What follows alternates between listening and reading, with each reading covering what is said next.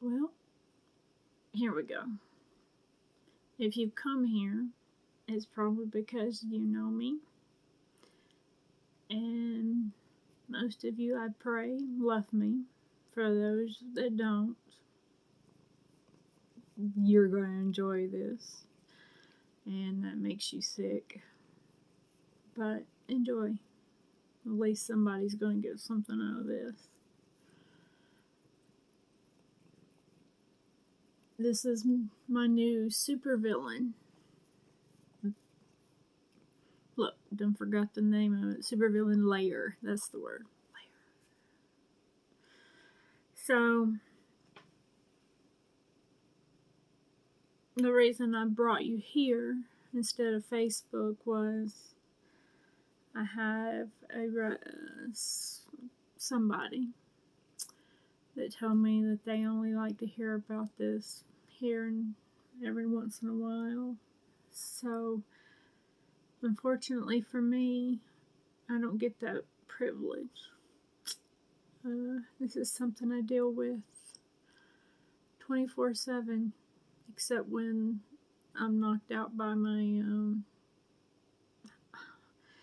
high dose of pills I now take every day at night. So for 4 or 5 hours during the night, I am comatose. But I can understand they don't want to hear it 24/7, but I don't get the luxury of not.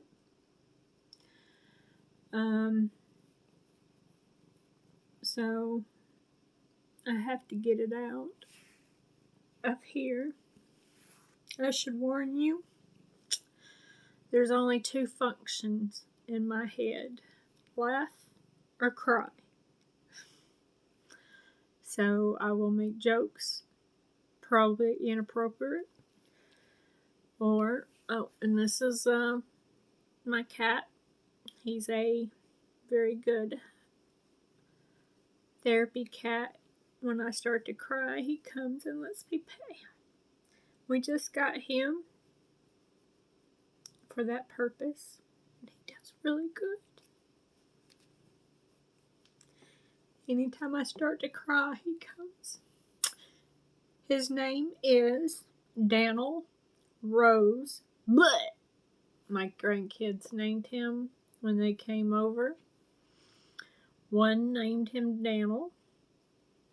One named him Rose.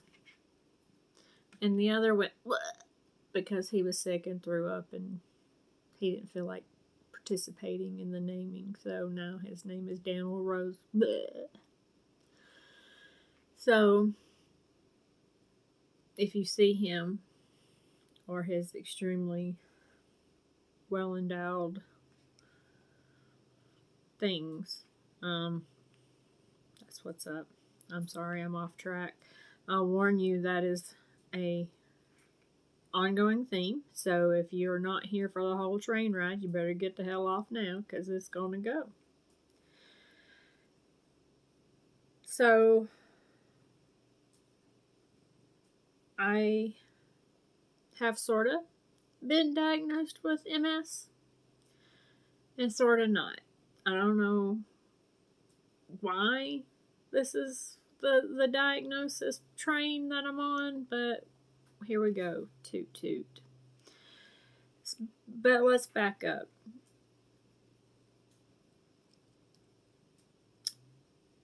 March of last year, my knee replacement that I got in 2017 started to bother me. I went back to the doctor that did it. He did a x-ray, said it looked off, so they did an MRI. It was definitely off. It had come loose in 3 out of the 4 whatever. So the only thing that could be done is a revision. And that's where they go in, take the old one out, put a new one in. So, supposed to have got 20 years out of that one, got 5. 8 days after I come home, after the surgery, I developed a pain in my hip. severe pain, crying, begging for death pain in my hip. I went back to my knee doctor, where he informed me that my hip was great. It was fine. He would trade hips with me. Oh, okay. He says, it's your back. Prior to the knee incident, I had been seeing a back doctor here in town who will remain nameless, but not blameless. And we had done what they call nerve ablations or radio frequency nerve ablations or some other bullshit. And I did it on the right and the left side. But again, this pain was not in the same area. It was not the same type of pain. It had nothing to do with that pain. Let me state that 100 million times, because I also stated to both of these doctors that this was not the same pain. Reoccurring theme through this train wreck is nobody listened.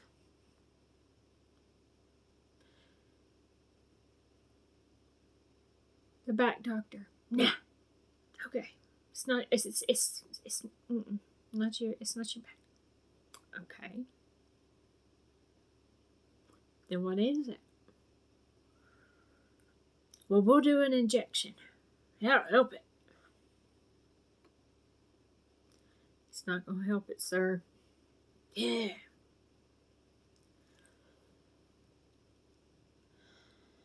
Wouldn't listen to me. I begged and cried in this man's office, and he told me to stop crying. This kind of pain happens all the time. This kind of pain ruled my life day in and day out. I couldn't sit, I couldn't lay, I couldn't walk. So this kind of pain don't happen to me every day. But he was a jerk. He was an asshole about it.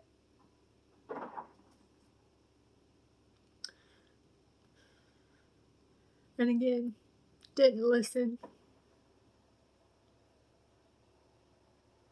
Told me to get steroids. And I told him I couldn't take steroids because of my weight loss surgery. Well, go to your primary and get a steroid shot, and then we'll do a steroid injection in your spine. Okay. Didn't help. Shocker.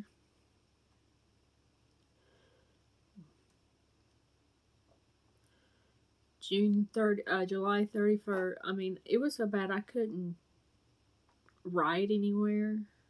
But July 31st, I had been in my house. And the only places I had gone was to physical therapy or the doctor. I had not left my house.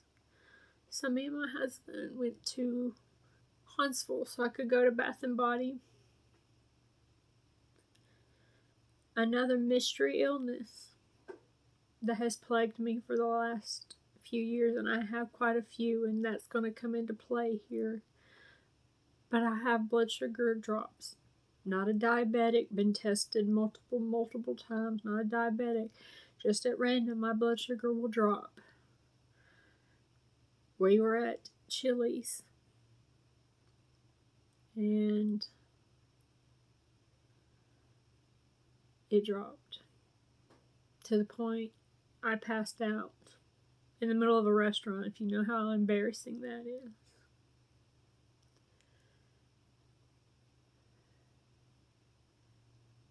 I wake up, I'm on the floor, 30 people standing over me asking me questions like we're on Jeopardy. This person's on the floor. Who's Rachel Fillmore for 100? Do you know where you're at? Do you know what day it is? What are you doing? I just wanted to go to Bath and Body. Can you pick me up? But then I couldn't get up, and I had to go to an ER. Needless to say, I didn't get to Bath and Body. I didn't get to eat. I just had to go to the emergency room where my blood sugar was 40, even that long after. So that's a mystery illness that we still can't figure out. Well, I told you that little story because at that point, the fall caused me to get a bursa sac, which now causes me to have bursitis in my good hip that the doctor wanted to trade me for. So now I have bursitis in the hip because I passed out in a Chili's in Huntsville. Anyway, should have just stayed home, but hindsight being what it is.